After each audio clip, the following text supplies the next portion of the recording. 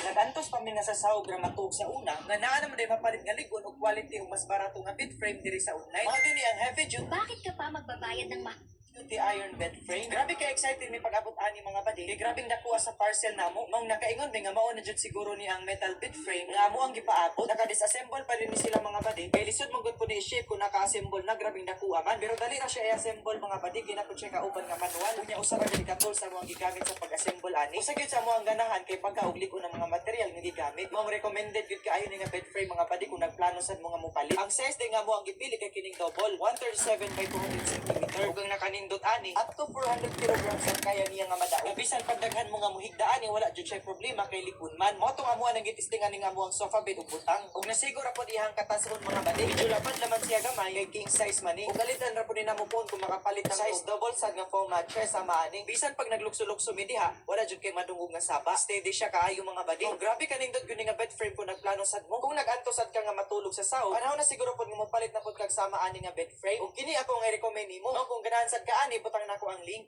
Nagantos pa mi nga sa sahog ra matug sa una, nga naa naman day mapalit nga ligon og quality ug mas barato nga bed frame.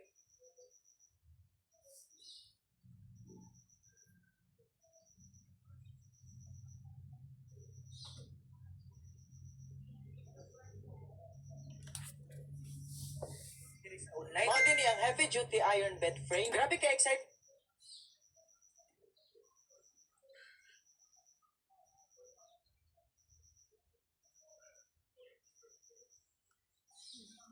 Sige, tulog-tulog. Kana narapuan ang bintana. Abog na kaayo.